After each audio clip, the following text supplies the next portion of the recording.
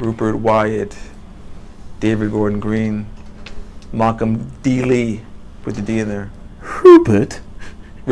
English. He's very Rupert. At that name, yes, he's quite English. He did Rise of Blood, and he's a very proper, polite director. I worked with a bunch of times now.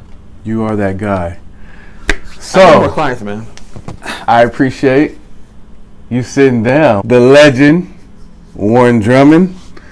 Just to name a few accolades you've worked on: Major Payne, Jungle to Jungle, Analyze This, Big Daddy, Star Wars, Fast and Furious, Four Brothers, Rush Hour, See Me Pro, Grown Ups, Rise of the Planet of the Apes, Spider-Man, Scary Movie, NCIS, just to name a few. We'll get into it. But I want to say thank you first and foremost. Thank you, brother. This is an honor to sit down with you. Thank you. And let's get into this beautiful story, this 30-year career. And so folks know it's Star Wars Episode 2, Attack of the Clones, not Star Wars, because I would have been a teenager. There'll be whole child laws against that. So I wasn't Joe when I was a kid. And, Just to get it correct, ladies and gentlemen, Warren Drummond. Welcome. I appreciate it. You're welcome, brother. Yes. So let's start in the beginning. Mm-hmm. I guess you can say. Tell the people briefly about yourself. I was born a poor black child. No, thank you, Steve Martin. I was a jokester, by the way, throughout this whole thing. Very much so, a funny man. Go ahead. From Jamaica, Queens, in New York. Okay. Born to Ruth and John Drummond. Grew up with brother and sister John and Linda and other siblings. Was always an artist. Drew Spider-Man when I was a kid. Gigantor, one of my childhood things, and just drew when I could, just drew anything. Okay. Was drawing all the time. My older brother drew all the time also. He's an amazing artist. So my inspirations were my older brother, John, and the comic book artist, John Romita, who was the artist on Spider-Man. Yeah, we're going to get into it. We're going to get into it. Inspirations. But tell me about your upbringing in New York, in Queens. Ooh, Queens. Queens was, we did okay. Mom was a teacher, then a guidance counselor, and my father worked for the Board of Ed. Okay. And he had an electronics background, so he used to write for, I think, Popular Electronics magazine. Okay. He was brilliant. And smart man. We were able to take vacations. Went to Cape Cod every year till I was like 17. Got down to Florida a few times and just had a good life. Good life. Had a cat, never had a dog, and had some turtles.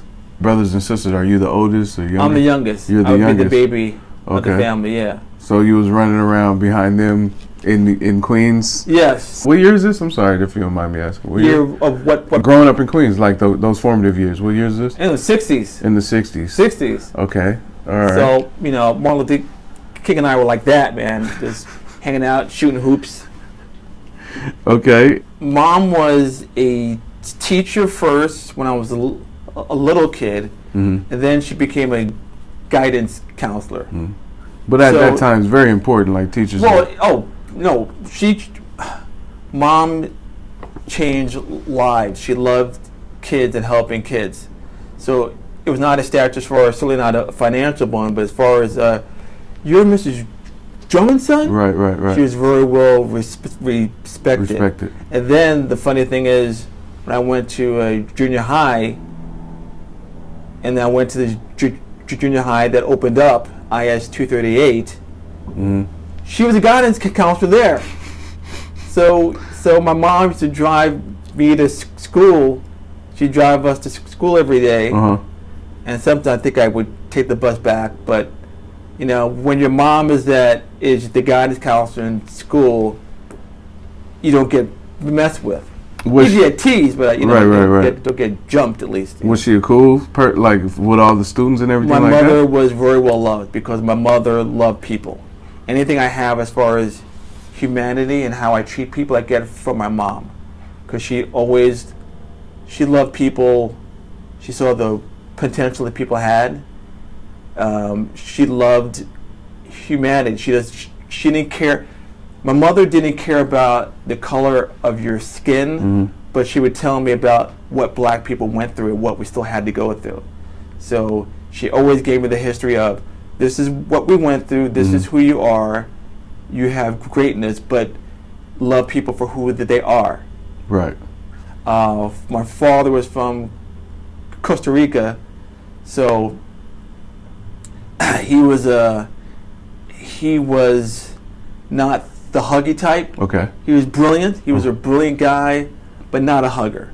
Okay. Not as affectionate. No. Okay. Just not that dude. He'd laugh, but we just had different relationships. So mom was the one that got the affection. Mom could see art, and mom could appreciate art. Mm-hmm.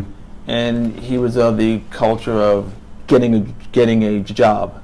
So whether it was mathematics or science or whatever, he was about that and not having an art career. Just remember, generation-wise, if my father was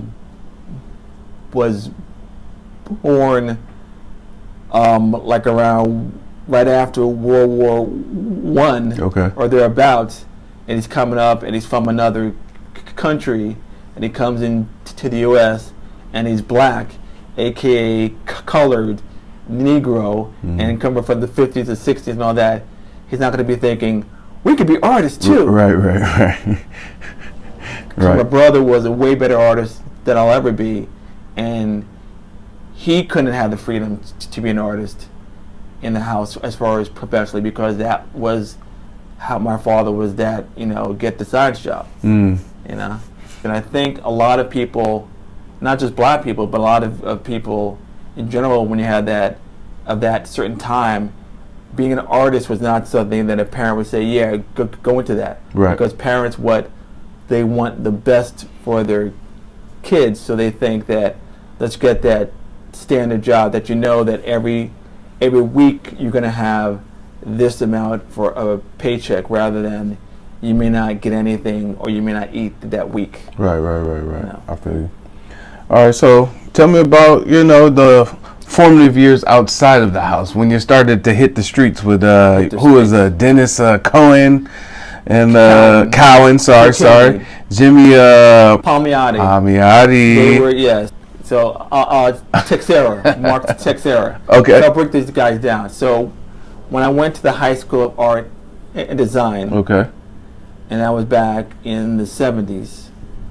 So Dennis, I had known actually since I was like 12, right? Or 12, yeah, because Dennis and I went back to junior high, and we were both part of this program called EGC, which was for especially gifted children. So we were like the X-Men for academics, basically. So he was a year older, and he was the artist in the EGC class that was ahead of me, and I was one of two artists for the class I was in. This artist named Lance Tooks was the artist also in my year. So Dennis and I would check each other out as far as our styles, like martial arts. What's your style, baby? And so we went to the same high school. I followed him. He went to art and design a year earlier, and then he later on became a super well-known comic book artist, as did two of his classmates, one of them being Jimmy Palmiotti, and another one being Mark Texera. They call him Tex. That's his nickname. But they were in my high school of art and design. And y'all had a little squad. Y'all was them guys. I knew Dennis because again I knew Dennis earlier. Jimmy and Tex were a year older, so I really didn't know them. I would see them, but I didn't know them because they were like the next grade up. Dennis and I, we did know each other, so we were always there. And he's a martial artist, and I had started training in martial arts when I was 16. He had already been, I think, a black belt At that by time. high school. That's what's up. That's what's up. Yeah. And so you said you spoke on it briefly just now. You had started to moving into your love for the storyboard artistry and, you know, finding love for illustrations. And you said earlier the Spider-Man, John Romita Senior, Jack Kirby, Neil Adams, Alex Toth, the legends, and then John Buscema. You learned close-ups and composition from John Ford, highs and lows, not in the middle, not too exciting. Well, that's a film thing. Okay, so the first group of artists, they were all comic book artists. Specifically. Right, just comic books. So when I was coming up, in high school, I realized that I could write. I had a teacher that said, you can write. It gave me the confidence that I can also be a writer. Okay. So I loved comics, so I said, I'm either going to be a comic book artist or I'm going to somehow get into film. And what made me want to get into film was the back-to-back of seeing Star Wars and seeing Superman, the first one. Okay. And Superman, we saw that, my friends and I went to see it the first night twice. When back then, you could go to see a film and stay in the theater and see it again. You weren't kicked out. They didn't kick you out. So you can actually go, stay, and see it again. The movie, right. So we saw it twice the first Friday, twice the next Friday, and then we went back and saw it another time the following Friday. Yeah. Also, there was a book that I still have called The Making of Superman, the movie. And that was the first book where I learned about the making of a film, how they made a movie. Okay. So I was hooked. Okay. That and this other book, The Art of Star Wars. So those books really made me see beyond just what appears to be in a movie, but how do they make a movie. So then when I went to college, to the School of Visual Arts, I was really pulled between art and screenwriting. Okay. Fortunately, I was not good enough of a penciler to be a comic book artist, and that steered me more toward film. Okay. What exactly is a storyboard artist? We are the people who have to take a screenplay and put it into a visual story, or frame by frame. So it's similar to comics. It's relative. It's related to comic book storytelling, except it has to follow the rules of film. So where comic books can have a frame that's a wide frame, a thin frame, the action can go from right to left, from left to right, up and down. Okay. Storyboards have to have the same aspect ratio for whatever film. So if you're on a 1:8:5, which is a theatrical size, or the anamorphic, which is a 2:3:5, 2:3:9, 2:4:1, which would be like a Star Wars movie. Okay. You have to follow whatever the aspect ratio is. Can you break down one of those? So that was all foreign to me right there. 2:3:1, 2:3, all this. So the aspect ratio for film is basically the height by the width. Okay. So a TV frame has a 16:9 basically. It's just the ratio of the width and the height of the frame. So that's that. Okay. Films are wider, which is why when you see your favorite films and it's shown on TV, not cable, but let's say a basic or even TNT or whatever, they'll cut the sides off because they have to make a film frame, which is longer, fit into a TV frame. Okay. So they cut the sides off. Okay. When they have it yeah, as a letterbox, they'll have it on TV where there's a black space or bar on the bottom and the top. Okay. So they're letterboxes, which is how I prefer seeing movies on TV. So a anamorphic, which would be the wider length framing, that would be 239 means it's the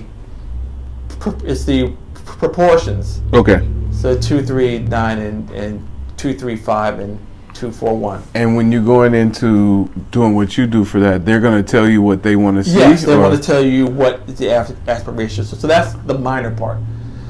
The main thing is storytelling. How do you tell a story shot by shot? Okay. How do you tell if I was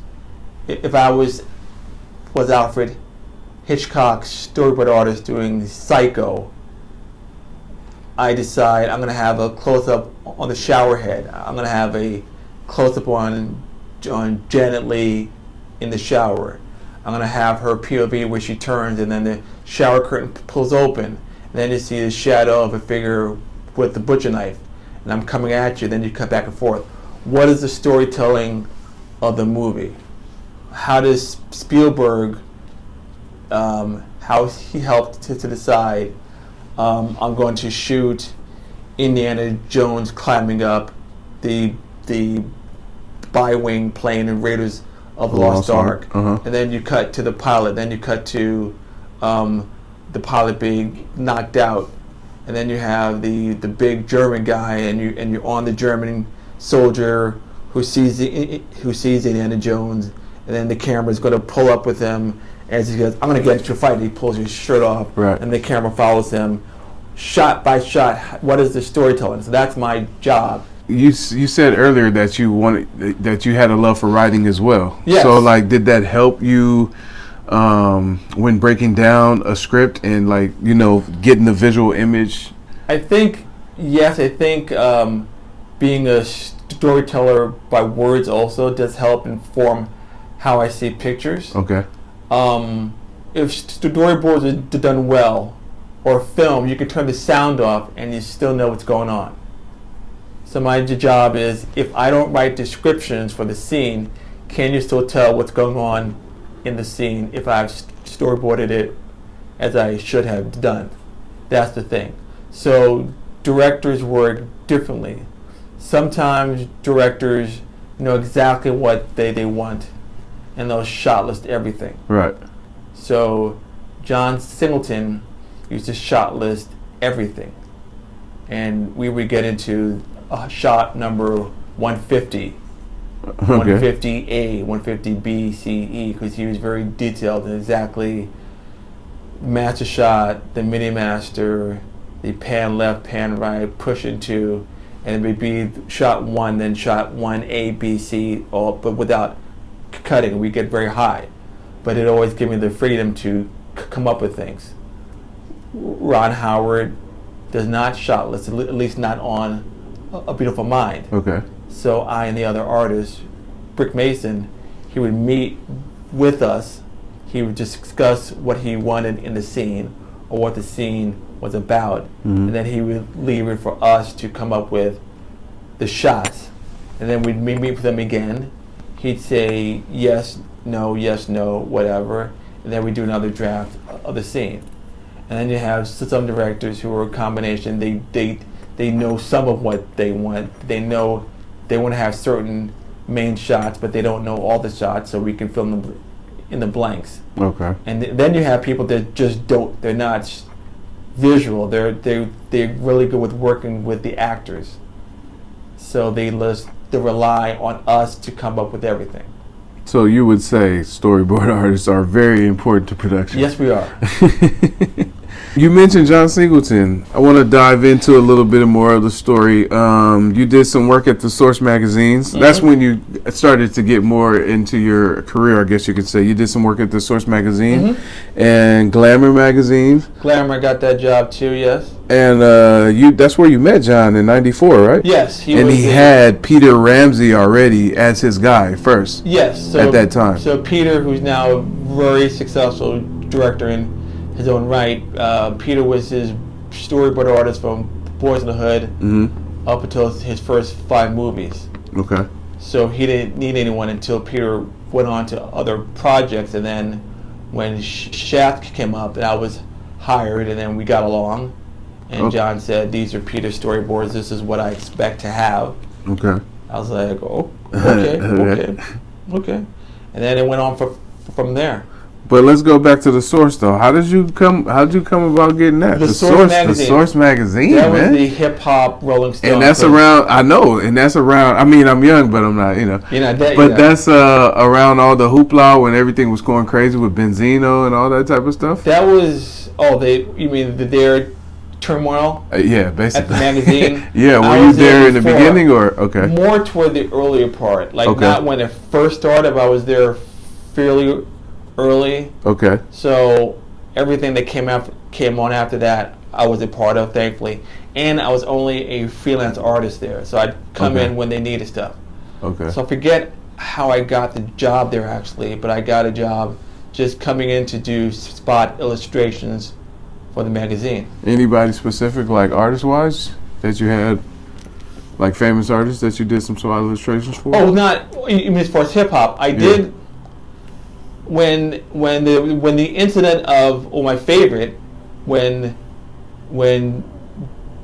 Dr. Dre attacked D. Barnes. Okay. And it happened. It wasn't her hitting him. It was he hitting her. All right. So I was assigned to do that illustration for the article about the incident. Okay, when you do an illustration for a magazine, just for people that don't know, and you know magazines aren't around that much anymore, people aren't tapping into that. Sure. When you do an illustration for something like that, Dr. Dre hit someone. What in your mind? Are you just doing an animated illustration of it? I didn't do like, no. They wanted to have a scale of justice symbolizing what happened. So you had them on a scale. I think I drew, because Dee actually has the original. I gave her, years later, I gave her the actual illustration. But I think it had a hand. I had one of those scales, like a justice scale, where you have a balance. Okay. But it was balanced down to her, because we knew it wasn't her fault of getting jumped by a bunch of guys. So that was the illustration that I did for that incident. Right. So that was one. I did one about the Boston Red Sox, so when they didn't have any black ball players, or barely any. Jim Rice, but really they didn't have a lot. Okay. It was just little things like that. I did a full color iced tea illustration also. Okay. I did an iced tea illustration when he was when he had an issue with the cops and the cop killer. You mean with that song, Cop Killer? I An issue with the cops, yeah. You know, it was that a big issue with the cops. And bang, bang, bang. But yeah, so I did it where they were hunting him. Okay. But John. Oh, you mean Surviving the Game?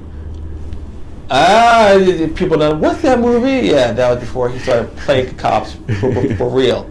But John, I did a drawing of him after, I think it was before Poetic Justice came out. Okay. But I did a full color illustration of him for the magazine. So I think that may be where we actually met out afterwards, when he saw it and he really liked it. That's what's up. And how'd you come about Glamour magazine? Glamour, I was so the place I worked out, there was a gym called Better Bodies. Okay. In New York, a well-known gym in the Village in New York. I think it was like 19th Street, maybe somewhere around there, between 5th and 6th Avenue. So the editor, Joanne, so now I'm going to give her a shout out here, Joanne. She worked out there, and we met. We were friends. Okay. And we're still in touch. And she knew I was an artist, and she hired me to do an illustration of Roseanne Barr, Cher, Babette Midler. Like who would be the first female with a nighttime show of their own? Show. Okay. Yeah. Okay. So that was that one. So that was I did like I think. Wait, who the ladies again? Say it again. Roseanne Barr. Cher and Bette Midler. Yeah. Now Bette had a lot of character, but Roseanne already had the following with her show.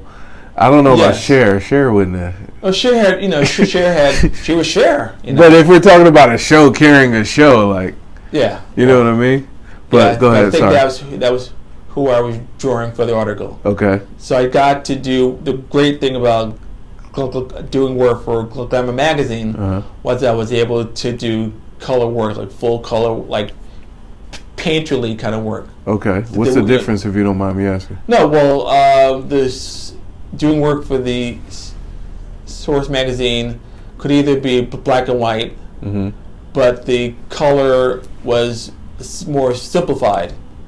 Sometimes the John Singleton drawing, that was full color. That was full color painting.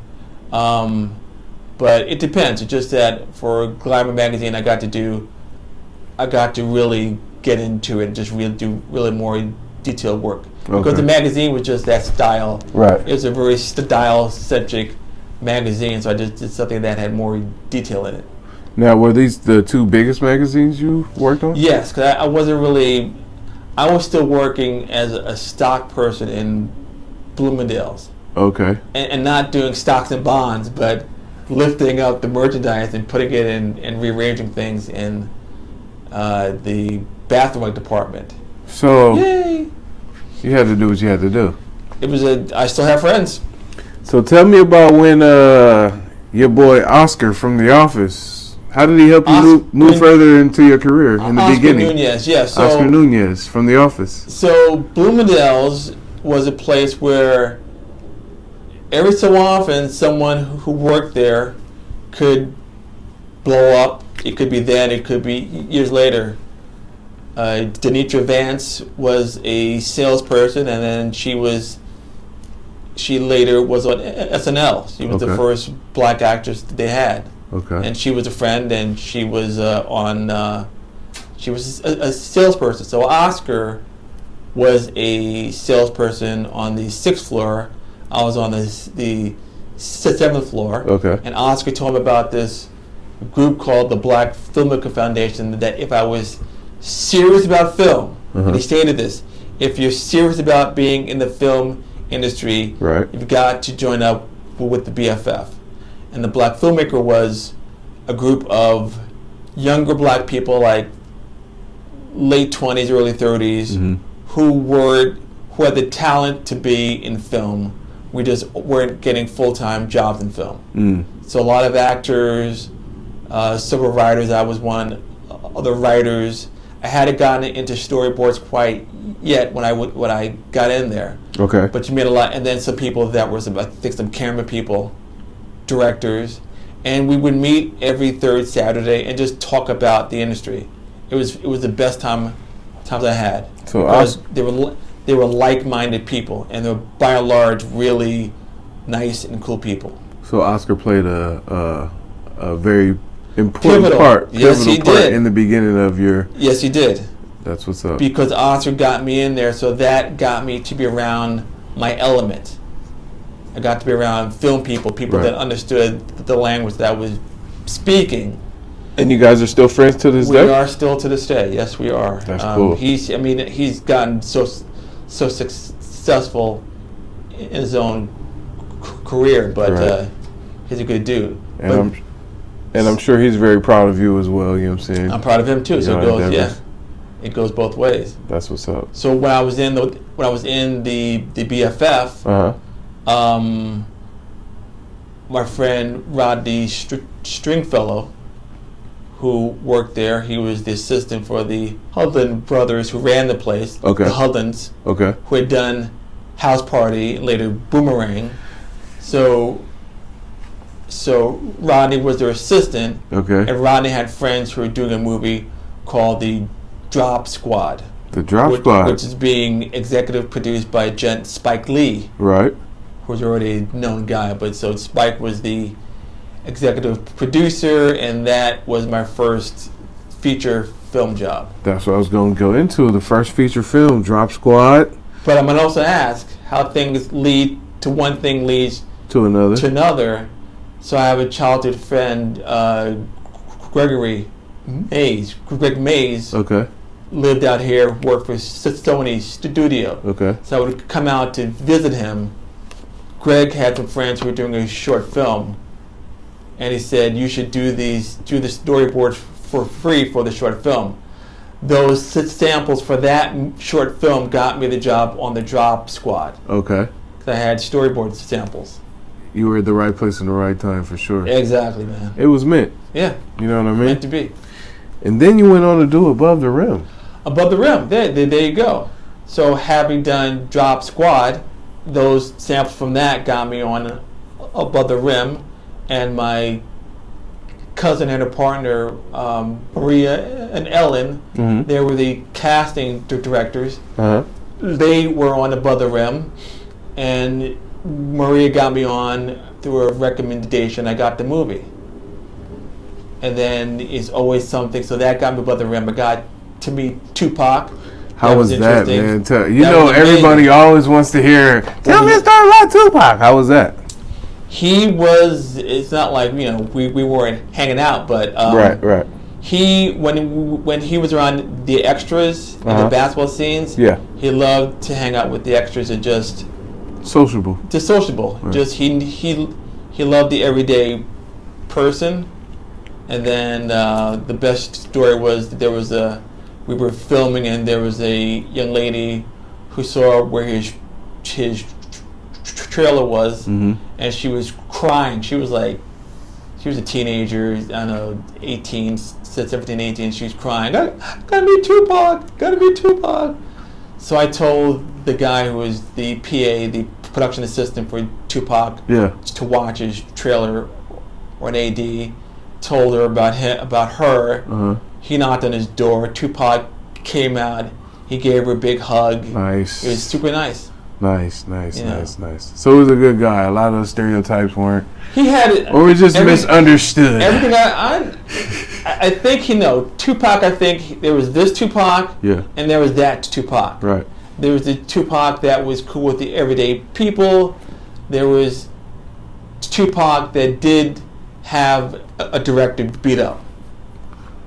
The Hughes brothers. That happened. It happened, and he didn't do it by himself. You know a lot. Okay. He didn't do it by himself. He had a lot of people doing it. Well, I mean, you know that story though, right? With the whole he had the role. He wanted another role, but in the reading, he was trying to do too much, and he ruffled some feathers. With Adam Hughes, yeah. Right, and then he went to their music video shoot and did that. But again, he had a gang of people beat up Adam Hughes, and then he was he supposed to beat him up by himself one-on-one? Yes. Everyone's not a martial artist like you, brother. I'm not saying handle your own. And you know how Pac wasn't as big as them, probably like. No, but I'm just saying is just have a conversation. You don't have to have. Of course, fight. Yeah. No, I hear you. And then so you went on to do Die Hard. With the Vengeance, the Die third Hard one. with a Vengeance. That's with was that the one with Sam? Where I met Sam. That's where I met with Sam, Big man. Brother Sam. Right? I mean, love Sam. Can we hear some Bruce Willis, Sam Jackson stories? Bruce was, as I found out years later, Bruce, when he was a kid, he was a stutterer also. Okay. So that being a stutterer, which I certainly understand, got him to be an actor. He got into that to get out of being a stutterer. So Bruce had a very bigger than life personality. Okay. Sam had gone through a lot, and he had finally broken out with the Spike Lee movie, and then certainly Pulp Fiction, and then he blew up on Die Hard. And he was, when I met him, I was like, "You're Sam Jackson." Yeah. He just treated me like I was anybody else, and he was anybody else, because we both. Sam was a stutterer also, which I didn't find out till years later. And Sam loved comic books, as I love comic books. And to this day, we both go to the same place to buy comic books. Golden Apple Comics. And he was just always nice. Sam was just always nice with me, and just took time to have actual conversations, not just little, "Hey, how you doing, kid?" and just go. We actually just talk about things. And we also love martial arts movies. The whole Hong Kong cinemas, so we bonded under that one. Bruce, the first time I saw Bruce was I had to be on set. I was going to set Subway downtown Greenwich Village, and I was coming out of the subway to go to set, and he was coming down. Okay. And I walked right into him. I was like, he said, "Hey," and he said, "Hey." I was like, "Oh my God, this Bruce Willis." Hey. It just I just went on, and then watched him do it. Right. This was when there were movie stars. That's what I was gonna say. Like, Drop Squad, Above the Rim, Die Hard. Like, how was this experience? You coming in the first time, getting this light of these movie stars, as you just said. Well, Drop Squad was a very low budget movie, so they shot that in Atlanta when I was still back in New York. So I had to FedEx my work down to them. We didn't have computers where you scan it and you scan and send it. No, right. I had to draw it out, trust that FedEx would not lose my work, which could happen, and get there on time, or no, that worked out. Right, that never happened. But I'd have phone calls with the director David, and we talk on the phone. And then I do the work, and I send the roughs, and I think I also had a fax machine, which was a thing where you put information, and I had the fax roll, not even the cool pages. I had the roll, so I had to feed it into the roller. Where you had to break off the sides. Just not great. It was. I was busted. I was just. But I had to grow. Right. But the experience, though, just like all in all, how was that experience? Just like coming into this whole new industry. Doing the Drop Squad allowed me to quit my job. Okay, at there you go. So that was the big thing. There you go. Shout out Oscar. And my other favorite thing is that when I left Bloomingdale's, my friend Gaston told me that if I ever came back to work at the store, he would kick me in the neck. Good. He never did, because it was encouraging. I'm more flexible than he is, but we're also still one of my best friends. It was encouraging. So, but Above the Rim was the first movie where I was actually going on set. Okay. So for me, that was like, that's dope. Where am I? I'm like, wow. Right. Craft service, trailers, transpos, trucks everywhere, Teamsters, actors. Getting to meet Teamsters, and producers, directors. PAs running around with their heads cut off. Yes. Yeah. But I got to meet, again, really interesting people. The producer was interesting, Jim Brubaker. The director, Jeff Pollack, it was his first movie, so that was interesting by itself. And then you had the energy called Tupac. What about Leon too? Was on that? Leon was pretty. He's a good-looking guy. I'm tall. He's like an inch taller. Okay. Did he do Waiting to Exhale before or after? That was after. That. Okay. Yeah. All right. So he was. I think that may have been, if not his first. But I feel like Waiting to Exhale, he kind of went into that sex symbol kind of. He's a good-looking brother. He's a good-looking dude. But he was always chill, always polite, and he was just a chill guy. And I got to see some people coming up, Okay, yeah. That's dope. Dwayne Martin. Dwayne Martin wasn't he? I mean, he was a main star. How did I forget about that? And he was a former basketball player.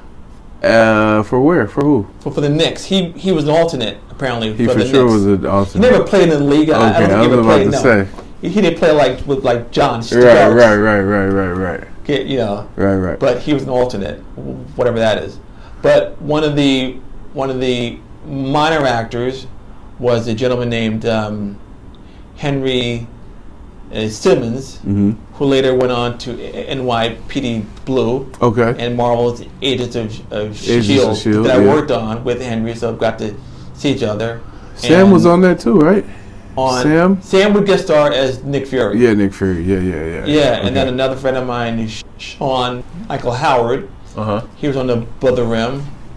He was a really good friend. We're still friends. So I was blessed to have people that I was friends with decades ago that I'm still friends with. I was gonna ask, what was your big breakout opportunity in California? But when you did Shaft?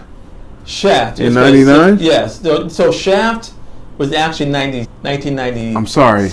97, but they shot it in '99 in New York. Yes, because it took 2 years of development because John Singleton's original idea for the film was a father-son Shaft movie. Okay. So he wanted to do the original Richard Roundtree Shaft. Okay. Who is now a middle-aged private detective with a straight-laced police officer's son, who would be John Shaft Jr.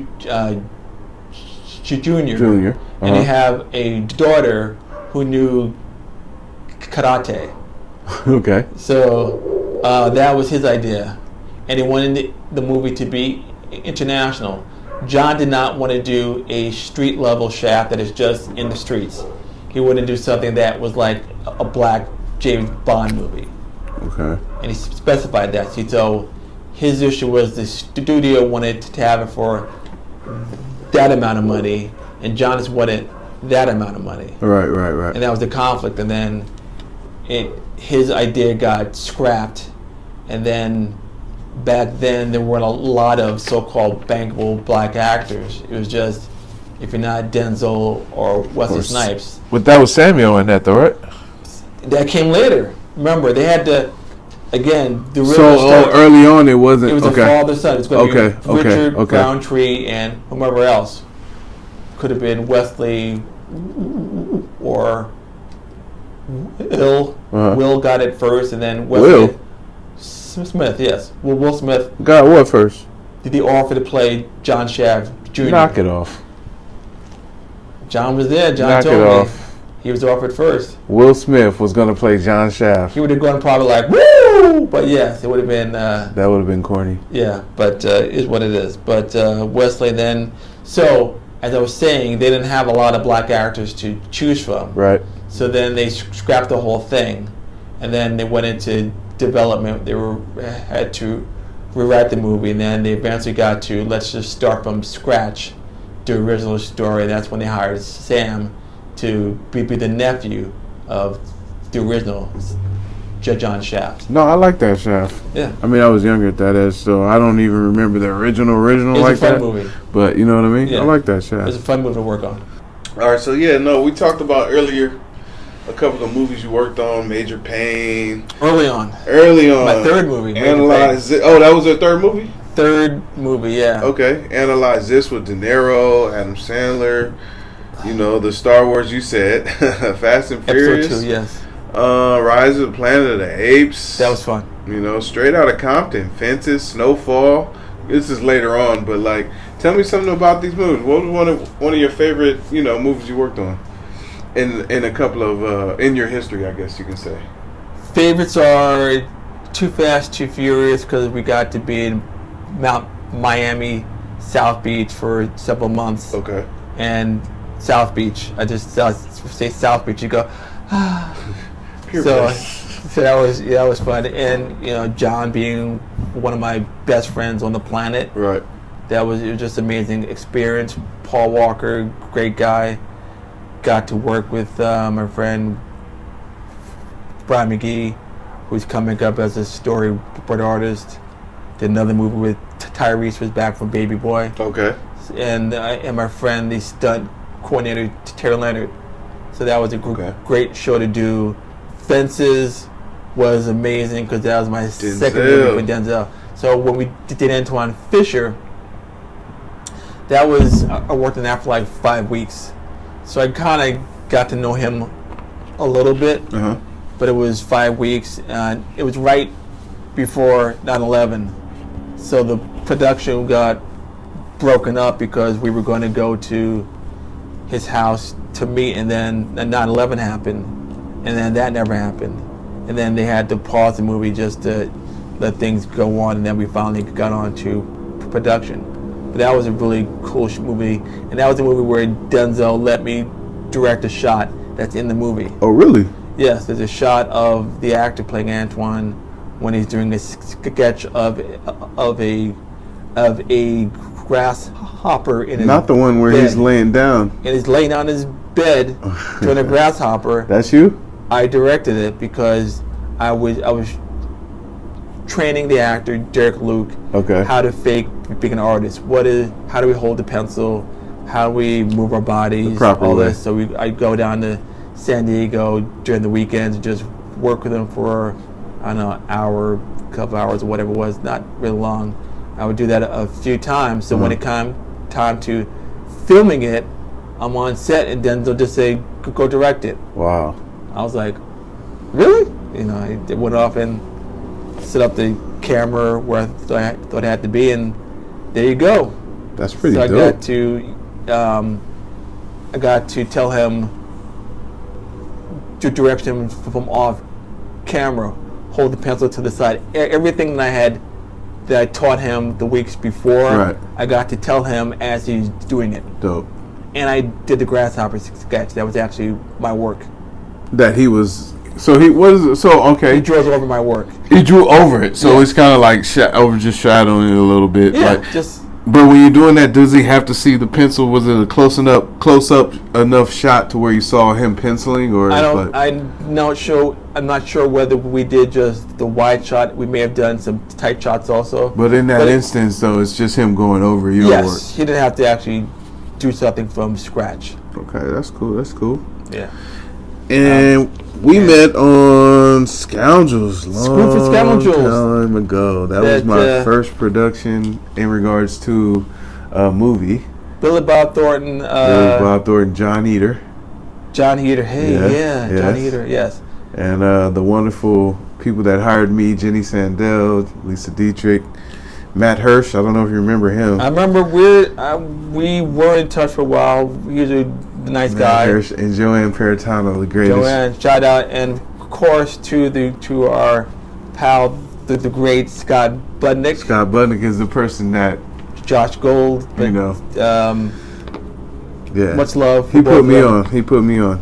And the director Todd Phillips. Green Hat Films, shout out. Whom I had actually worked with in New York on a commercial. Okay. And then we met for the interview, and we were like, "You look familiar." Then we realized that we worked together years earlier. That's dope, man. Yeah. And then we worked on Rush Hour 3. Later connected. Got to meet one of my heroes, thanks to you, brother. Jackie Chan. I was like... Jackie was cool, though. He was out there. I don't know if you remember our craft service guy at that time, Rich Cody. Mm-hmm. But Jackie was out there cooking burgers with us. I heard about that. You told. I was like, that's... Jackie was real cool. I got to go to, I was delivering scripts to everybody, but you know what I mean? He invited me in. Real cool. The whole team was there. Real cool guy, dude. Jackie worked with Bruce Lee, my hero. So the fact that he worked with him, and that Jackie himself was such a cool guy to be around. Right. And thanks to you, I got to meet him in his trailer. Yeah. And I'll never forget, it was a time, I think you said, that was the time to go. Yeah. And I was like, you gotta get over it. Get psyched up. That's Jackie, man. And being a martial artist, I instinctively bowed to him, and he just said, "No." Yeah. No, he was very humble. Just chill. Yeah, no, he was very humble. And he did a movie. It's not off subject, but he just did a recent movie. It was on Netflix. Maybe came out 2 months ago. Mm-hmm. And I think it was from 2021, maybe, but. I was wondering, was he still doing his own stunts? Even at this age? Because it looked like he was still doing some stunts. Jackie has had times, even in the 90s, when he was injured, where someone would do his stunts. Uh-huh. He in his prime, in the 80s, he did everything. But there are movies, if you can see, that's not him. They do. In Rush Hour, they showed a lot of bloopers. And that was him going. No, that was him. No, he did. When you see him on camera for the majority of the time, that's him. As far as that, but I mean, there are certain. For example, when he does U.S. films. Okay. They couldn't. In Hong Kong, they said, okay, just do your own stunts. In the U.S., they wouldn't let him do his own insurance issues. And then also,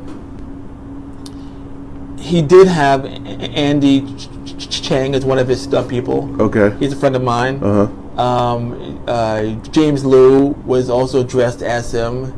He's another friend who was dressed as Jackie's character.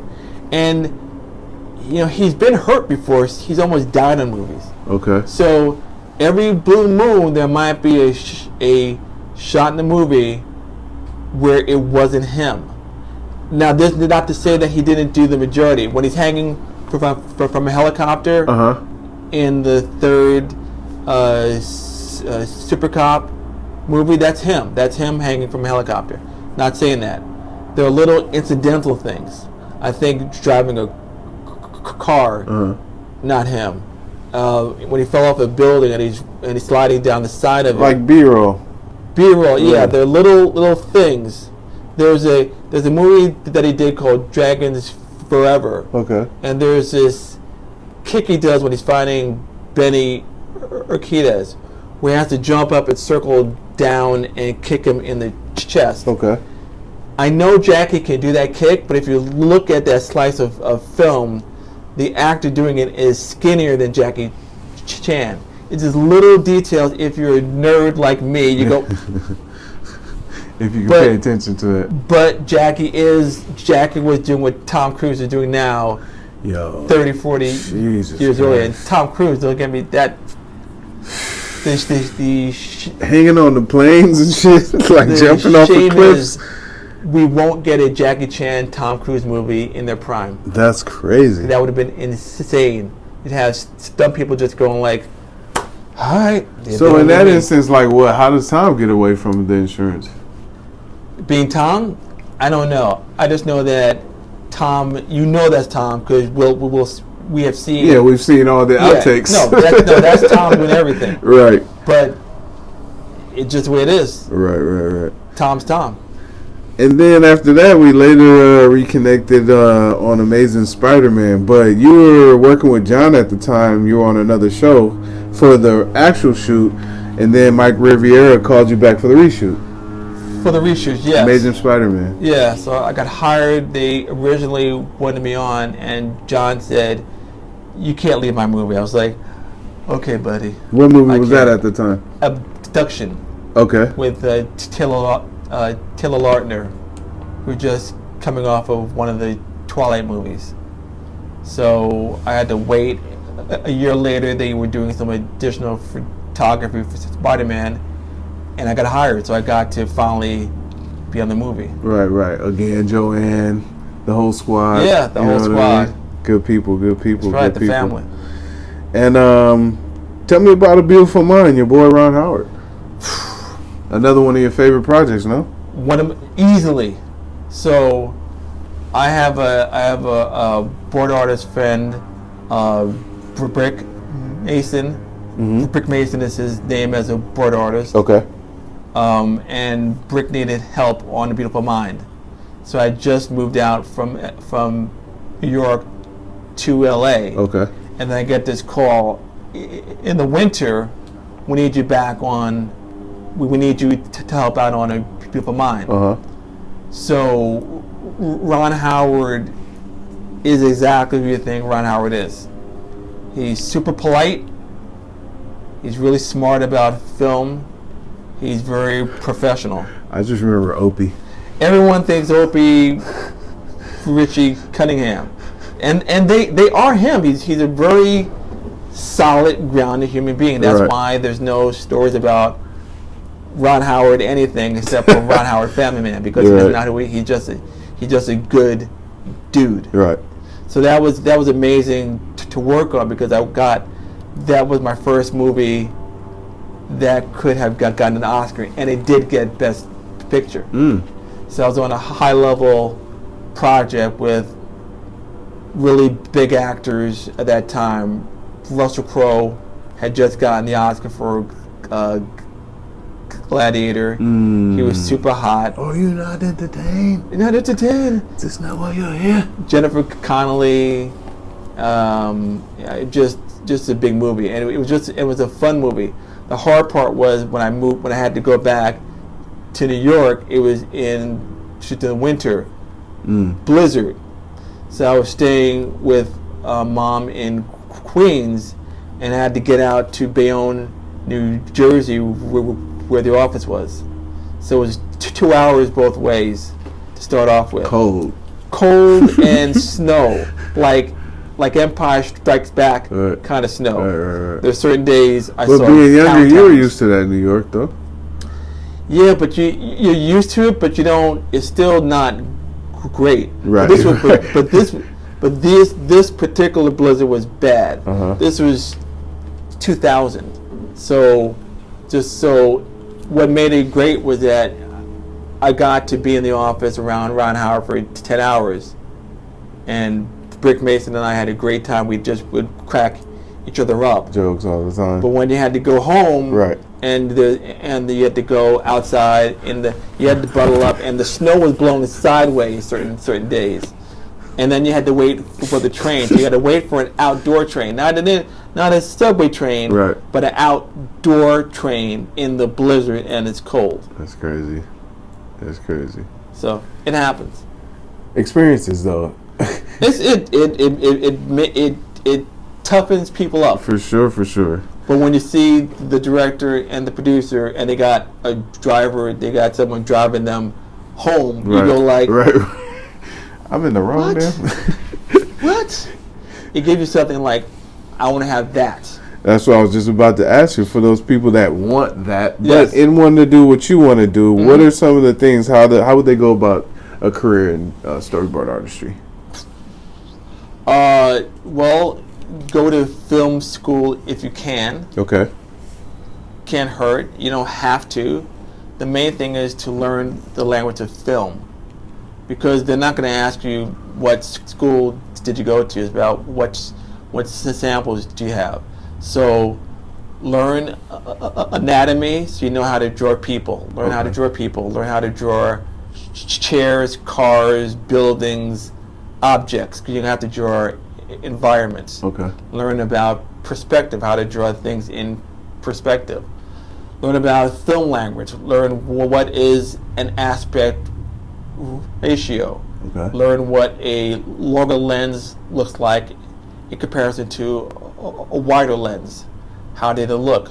Learn about editing. Yeah. How does a film look? How do they cut How do they cut film? Right. What is the storytelling process? Look at certain directors. I always go to my main guy, Spielberg, as far as if you want to learn how to make a great movie, look at him. Spielberg. He's a master. Scorsese, another one, but Spielberg, for the basis of, you could turn off his movies, turn the sound off, and you'll know what's going on, because he knows every shot works perfectly. And just watch movies. Are you guys in a union? Yes. Okay. So the art directors. The who? Art directors The union. guild, yes. Okay, so I know, like, when it comes to like other unions, they have the 30 days and everything like that. What specifications do you need? Whew.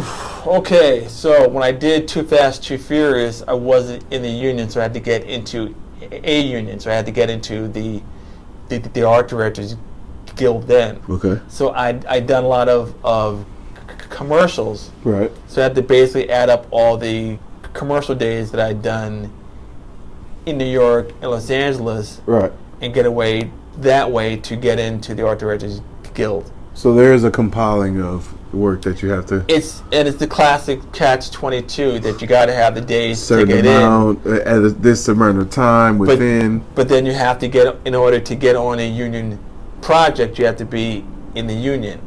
So I got grandfathered in on a project that I got on through a friend of mine, Daryl Henley, who's another board artist. He recommended me for a movie, Lackawanna Blues. And Lackawanna Blues was not a signatory project when I started out on it. So I was able to do 20 days, 25, then I got to 30, and then it became a signatory union film. Okay. And those days got me into the union. Grandfathered almost, right? Yeah. Yeah. No, And that's then you got dope. to pay the union dues, which was a lot of money. Yeah. And my cousin, Araceli, gave me the money without even blinking. I told her that I needed X amount of dollars to get into the union, and she gave it to me like that. Boom. I was like, I got all emotional because, family, can go this way, it can go that way. She was there. She clearly believed in you. Yes, she did. And saw your vision and your dream. Yes, she did. And wanted it to get worked out. So I got to ask you this question with the new technology, with AI. I know you're going to say yes, but do you feel with AI, does the industry still need storyboard artists? Oh, hell yeah. Sorry, I had to let that part out. And the only reason I ask is because a lot of, the strike just went on, and a lot of things about ownership and everything like that. When you're dealing with AI, back to storyboard, do you own your work? No. Okay. No, I do not own. The studios own everything. So, back to my question with the AI. If they own everything, couldn't they just kind of configure their own little situation with the AI? Well, I'm a storyteller, so when I work with the director and they need to know, hey, Warren, how should we do this scene? Can you sketch it out? You're going to feed in a bunch of stuff and this computer's going to figure it out? No, you need people that can do things out and do version 1, 2, 3, 4, 5 and do it quickly and be on set. Now, AIs have... So you're going to discredit just everything that AI has? AI is hurting conceptual artists bad. People that do conceptual art who will create the environments, it's going to hurt them badly. Okay. Because an AI can, again, but they're taking illegally when they just put people's work into this computer. Right. They grab people's work who didn't give permission, they put it in, and they could have the style of this artist and that artist. And then, yes, AI as far as concept art, it's killing it. Well, you said grabbing people's work and without then permission. But then you said you don't. I get it, but I feel like you should still have some type of rights to, or. Oh, I didn't ask you that question. Do you get a percentage or a royalty on top of? No, that's ridiculous, right? No. So what I'm asking is like, okay, you don't own that, so you can't even claim that work. Like you can just say you did the work, but like right, I can't claim the work, but they're still taking. That's like it's still the same. Like the actors or what their issue with AI was, taking their likeness. Right. Even let's say there's an AI that can steal Denzel, De Niro, Pacino, put them in a box. Right. It's taking what they do, it's taking who they are, and it's going to make something that goes. Yeah. Talking to me? Kind of what they did with the Irishman, you mean? Right. Yeah. You're right. Well, that was to make him a younger person, but he gave them permission. He's in the movie. Yeah. They did a Black Mirror, not to cut you off, they did a Black Mirror episode, which right before the strike kind of sparked a lot of this with Selma Hayek. And it was a good episode. Yeah, it was. You saw it. Yes. Yeah, and she sold her rights, her facial rights or whatever, to that studio, and she's like, "That wasn't me. I didn't say this." She had her doing all kind of crazy stuff. Yes, right. Her character. Yeah. And that was just on the cusp of when this all started. It was crazy. I can't look. We'll never go backwards because there's never been a technology, as far as I know, where it's brought in. And the people say, "Oh, we'll go back to the old ways." People never do that. Right. CGI came in and destroyed model workers, people that made the Enterprise or the Millennium Falcon. Yeah. You could just build everything in a computer. People never went back really to do model work. Mm-hmm. But that's not to say that's not the same of taking away an industry job and feeding it off of the work of other people, because AI is not just creating it. You have to have samples for AI to learn. That's how it gets it. It's like Pac-Man, it just eats up other actual talent and then creates its own thing. But what I can say is this. It's not just going to be artists that AI is going to affect, or actor. It's gonna get into everything. So you're gonna have a lot of jobs, a lot of non-art jobs that AI is going to be taken care of because it saves them money. Definitely. Bottom And here's line. a question: will there be AI executive? In London, they already have a UK. I mean, they already have a CEO. As CEO. a whole, I know. As a whole, there's no, Right. AI is not making $27 million a year. AI doesn't have a Trying to say big 2 years it started. mansion. It doesn't have a mansion down the house, but down the way, Right. and make $500 million. Those are CEOs. Not yet. The owners of that AI will own the mansion, not the AI itself. True indeed. True indeed. So you're against AI. It has its purposes for certain things, Uh-huh. but as far as taking jobs from artists, no, Right. I'm not here for it. I got you. And you're a black belt, right? Martial artist? Black belt? Yeah. Where- Where'd your love for Kung Fu come from, though?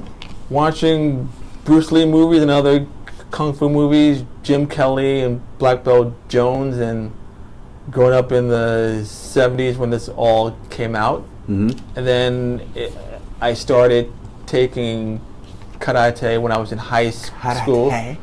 Or karate. But I Right, just right, did right. the old-fashioned Karate. Karate, you talking to me? But it was always sporadic. So I would take it. I took karate or karate Uh-huh. when I was a teenager. Then I got back into martial arts full time in one of my 30s, and I had a few systems there, a few kung fu systems. And then finally, when I moved out here to LA, I was talking with my old friend Dennis Cowan, Uh-huh. who was already a black belt in another system, and he had a teacher named Earl White. Okay. And Earl White I had met the year earlier because Earl White and his brother Pierre were the fight choreographers for a Dwayne Johnson movie called Faster. Okay. And I'd actually met him and his brother, went to their school when they were rehearsing the fight scene. And a year later, I was being told by Dennis that he was the best martial artist he'd ever seen. Dope. And he said Earl White. I was like, Earl White? I know that guy. And then I started studying with him, and I studied with him and his right hand, Sifu Paul Young, who I study with now. So they are my instructors. So you can kick ass. I can take care of myself and take care of my family. There you go. There you go. I'm not that guy that does spinning, jumping, split kicks. Not anymore, and because on your fancy moves. Instagram, it looks like you can still do a lot of that stuff. Oh, that is true. Well, just know the age, the photograph that I'm going to use for Instagram. I could do some stuff at my age, but I'm like Tom Cruise. Okay, I got to stretch before I do everything. Right. Tell me about the dinner when you were invited to when you met Kareem Abdul-Jabbar. He signed your book, right? Oh, that one, yes. Okay, so my cousin Maria's partner in casting, Ellen, grew up with a young Lou Alcindor, who was Korean. Right. So they were visiting in Los Angeles, and they invited my wife and I to come out to have dinner with them and Kareem, Mm-hmm. and it was really very interesting because he's not. Hey, how you doing? He's someone who's been looked at his entire life, so he's kind of just a little barrier up there, Right. Just a little bit.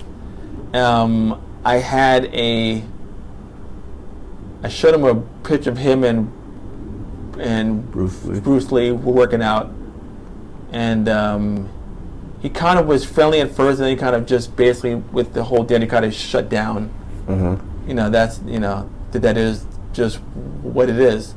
But I did later. He said I got an autobiography from him. Nice. So Nice. he is one of the greatest players who ever lived. Not Magic. Period. One of the. I didn't say the greatest. Not Magic. Not Jordan. It's hard to not quantify. Kobe. Not LeBron. In that order. How do you? It's hard to quantify The greatest. one of the best centers, if not the best center, with the best point guard ever. Okay, you want And to be? then who played with who? They're like this. You can't. It's like He ain't no Shaq. that MJ. Is that who? Nothing. He ain't, Oh, Shaq. He ain't Shaq. Shaq was great, but then Shaq didn't take care of himself. So greatness is also long. Funny, Shaq is longevity. in better shape now than he was when he was playing. If Shaq- Hilarious. Like Kobe said, if Shaq had stayed in shape Right. and started the season in shape, they could have won how many championships just them together? Easy. He'd want to work out. Easy. But who is more dominant than Shaquille O'Neal? No one. Yeah. Not on that court at that time. And for sure. his feet, he had great feet. Yeah. He could pass, he was So, how important is family, man? Your kids, are they in the industry? I know your son, Josh D. King, he's a rapper. that's his code name, yes, that's his Code name or rap name? The rap name. Okay. Yeah, Spy, sorry. his Josh rap name. D. King? Yeah. Okay. D for our last name and Okay. King because he's a king. Okay. His mom always said, "You are a king." Is That's how he did it. Is that him following in the industry's footsteps, I guess you can say? Just wanted to be a part of this whole thing? He grew up around it. Right. He grew up with John Singleton being his godfather. Basically, you know. Nice. You know, that was his, John was family. Nice. He, when he was a teenager, got to visit Sam Jackson on set. Okay. You know, he got to see Agents of S.H.I.E.L.D., the pilot. Okay. So he got to meet the whole cast. So he's come up, and his mom, Betty K. Bynum, Right. who was musical theater. She was a singer, actress, model, actress. She's done everything, and she's a writer. She's super talented. So he grew up with all that environment. Right. He's not going to go be a accountant, you know. Okay. I hear you. So he got into hip hop, and loves to act, and he writes, and thankfully he looks like Betty, because she's beautiful and he's a good-looking kid, because it wouldn't have worked out the other way. You did show me his music video. Very good looking kid. He got some fire. I like his music. Fire, yeah. I like his music. Shout him out again. Does he have YouTube? Yes, look Okay. under Josh D. King. Josh D. King. Check Yes. him out. Check him out. So, what legacy do you want to leave your family? Hopefully, if everything plays out, I'll leave them a pile of money.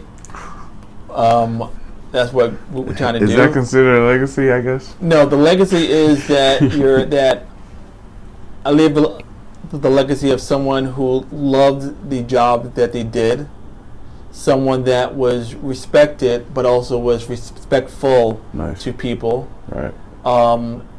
You have a legacy of how you treat your family, love your spouse and your kids, and you know, if I could leave anything, just be the best person that you can be, For sure. because there are a lot of rich people who are miserable.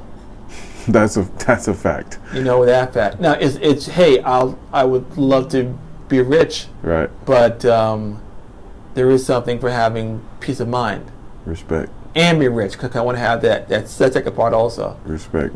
But just living life the right way. So when you come into a room that people are happy to see you there, rather than here it comes. Yeah. You don't want that. Yeah. There's enough of that. Nah, I feel you. Any films or anything you're working on at the moment right now? Well, this year we had to deal with two strikes. We had to deal with the WGA and the SAG strike. So thankfully I was blessed with working on a few shows that had to do some additional photography. Uh-huh. So I got to work on the sequel to The Old Guard. Okay. Old Guard 2, just coming in to do a shot here, a shot there. And I got to work on Bob Marley bio movie, Okay. which needed some additional photography. and that's going to be a really good film. Look for that movie next for the Oscars for next year. And didn't you write a book in June and came out or something? I have a book. Do you want to see Hard Day's Work? I happen to have it right here. Happen to have it right here. The book here. If you like to see it, here you go. The funny thing is, because of the green screen, your name is Ghost Dad. It's Ghost Dad. See, it's Ghost Dad. Yeah, that's it. There you go. And There you the go. funny part is, so this book, the creation was about 5 years ago. My wife Betty says, "You're going to do a book on your film career." Right.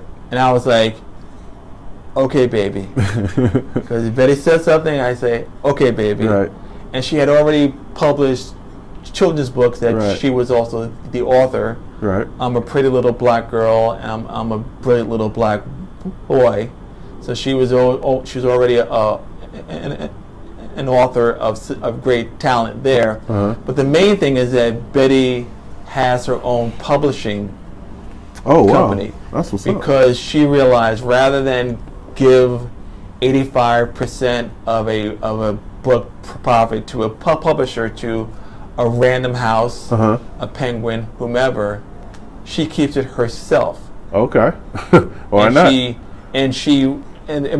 And the thing is, she was not someone who came up in publishing. She had to learn about the industry. So she, like her son, they had that laser focus of how to learn how things get done. So she published her own children's books, 3 of them. Nice. And then for my own, she gave me the idea, and then I had to figure out what films I wanted to talk about, because this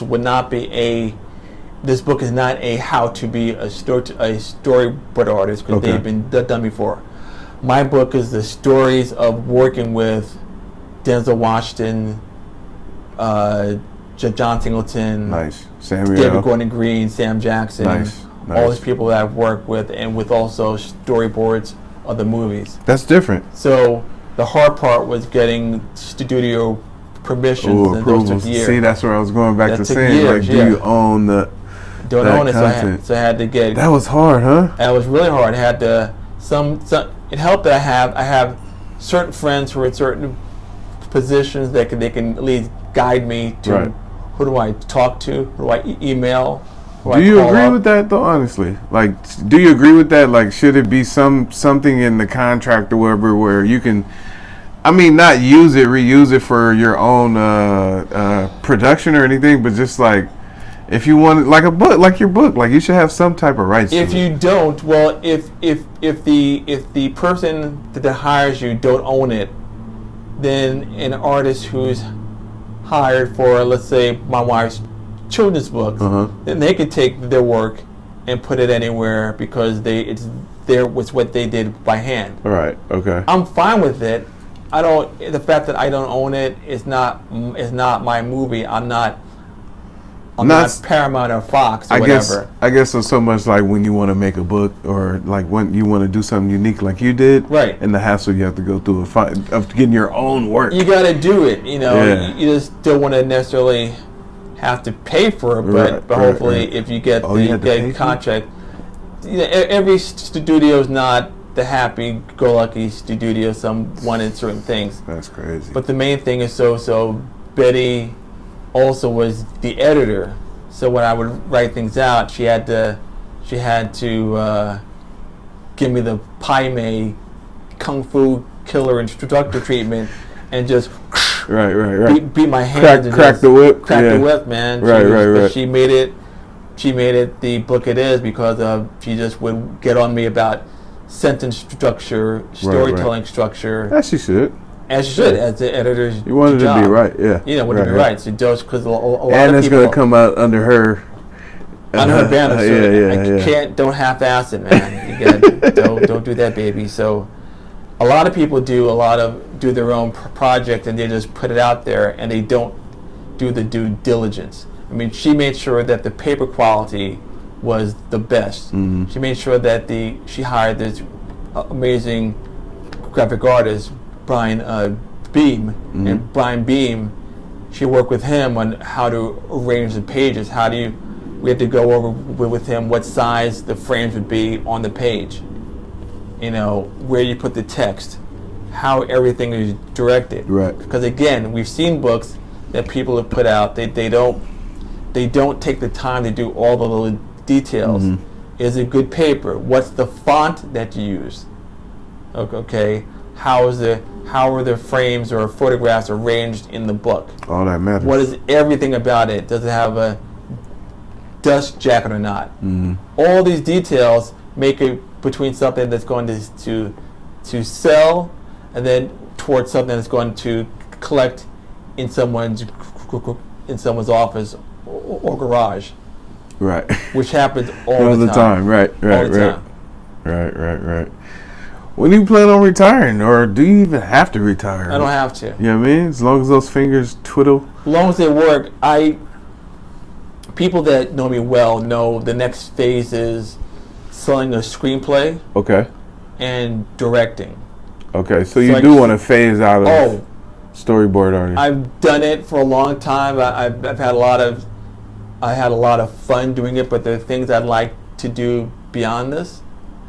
Other forms of storytelling. Mm-hmm. So I can say that I have interest in a screenplay right now. Mm-hmm. We'll see what the future will bring there. But whether I write a script or I direct, by and large, it's still going to be storytelling of film in the end.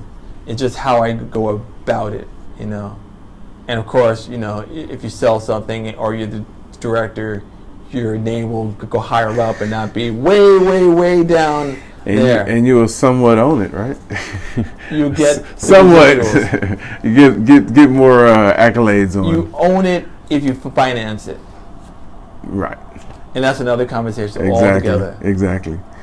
What reward would you say you got from it all? At least up until this point. I've had a life where I've been able to use the talents that I have. I've been able to show my son things he would never seen had I not been in the industry and known certain people. I've been able to hopefully give my wife a good life, a steadiness in lifestyle, with also letting her pursue her dreams that she has, because people don't know how talented Betty is, but they'll find out. That's what's up. And just making my family proud of me. My family back in New York. Making my family proud of me. Making the people that knew me when I was a kid growing up. Oh, Warren's he's the same kid. Now he's grown up, but he's the same person that he was back then. That I haven't turned into some not a great person. Right. Well, gotta stay steady. You gotta stay steady. I want to thank you again, man. Thank you, brother, for sitting down with me, taking the time. Yep. Little old interviewer like me, I appreciate you. I know what you're gonna say. We're all, we all gonna start somewhere. That's right. You know what I mean? But I really do appreciate you taking the time. You're a legend in this thing. When I met you, you always been solid all these years, and we've stayed in contact all these years. Always will. I just want to say I appreciate you, man. Thank you. I appreciate you. All right. Thank you, brother. Thanks again, man. All Peace. right, man. Yes, Peace. sir.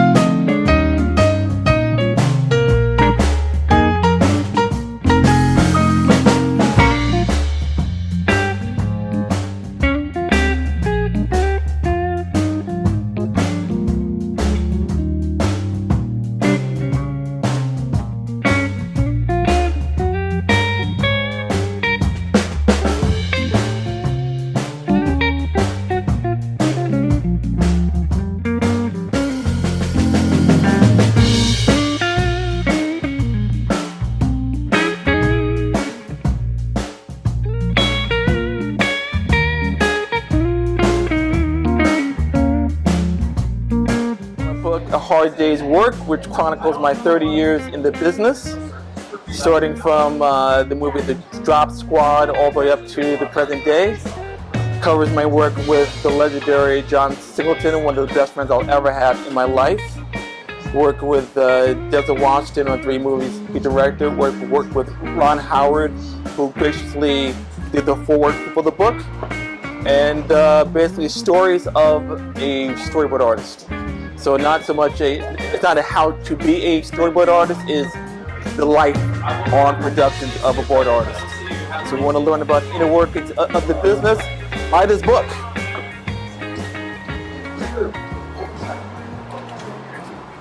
Appreciate it. Very nice to meet you. Much success to you. Take care. All right. Thank you. I feel like I'm James Brown at the Apollo. Just thank God the strike is over. Yes. Because this is like, it's like Yeah. 1 month, okay, 2 months, okay, 3, it's a 3, okay, 4. And then it's like, it won't end until January. I was like, what? Yeah. I just worked on a Bob Marley movie, additional photography. That's been saving my behind.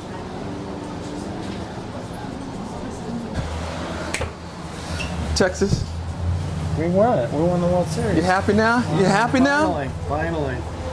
You know what's the best section in this? The Too Fast, Too Furious storyboards. Those are incredible. Really? Yeah. Were you involved with that by the way? Let me tell you, I'm such a fan of that movie, and when I saw what you did, and how you brought those scenes to life even before they were shot, I had was to astounded. I had to struggle because the writers, I'm like, I know. Well, a lot of times you have to overcome what the writers I know. do. I just had to, and I still, Terry Leonard and I are always in touch.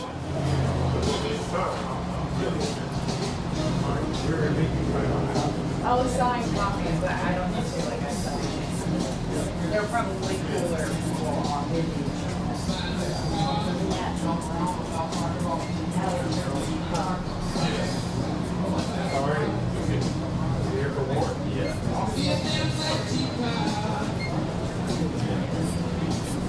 Mr. Ross.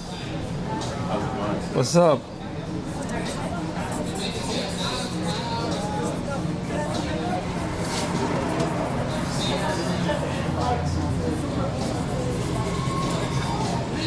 Forgot how tall you were.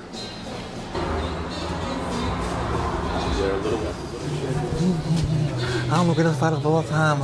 I beat Foreman. I beat Frazier. I beat Listen. Can't beat me. I'm the greatest of all time. Of all times.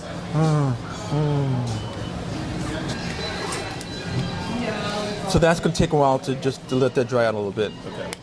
I'm doing mostly regular mark. By the way, in a few years, this young man's going to have his own table here. Maybe one day. Skills. We're very talented. To your face, you're talented. Thank you. Storyboard artist on, tell them which programs that you're on. Say that a little louder. Spider-Man Across the Spider-Verse. One of the board artists. Okay, and your name? Winton. I want folks to know who you are. Okay? Winton Redmond. Okay. You gotta, I have to teach you the whole, sell yourself! Like Messiah is the same age too, and yeah, everyone just is like always carding us. See? Ali is gonna come around 2:30, just so you know. Okay, cool. Producers used to have an artistic side also. A lot of people are now about the numbers. How much money, how much money, how much money. We need more people to have the money side, but also to know the art side also, the art of the industry. You know, how old are you? Let me ask. Okay, so you and Dominique are the same. I love talking to young people. 'Cause I'm a dad, so when I met Dominique was so great, and he works so hard. You young people make my heart swell because you're the next, you're the next phase. I met this young man here when he was about your age years ago, and now he's very established in the industry. So you're next, okay? No pressure on you, but you're next.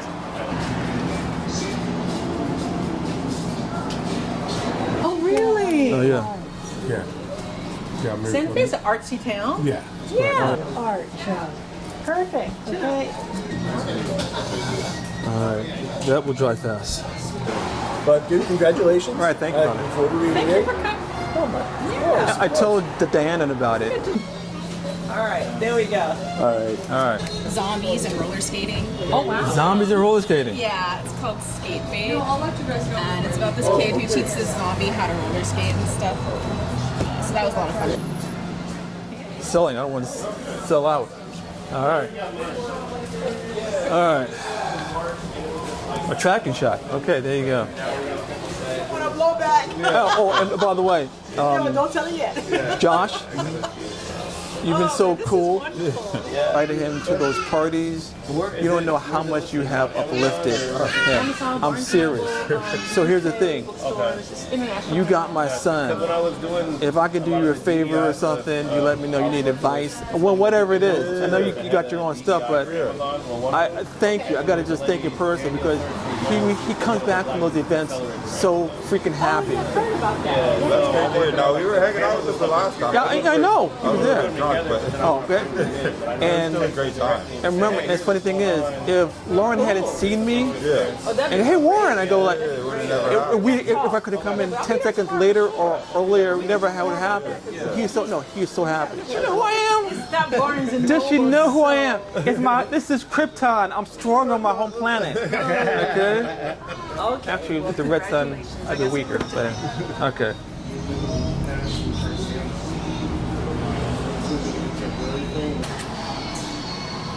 Nice. Good looking. Some three good looking men, honey.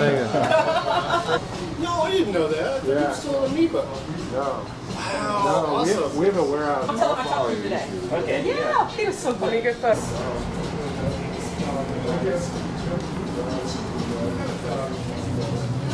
They never wanted Really? them in Famous Frames.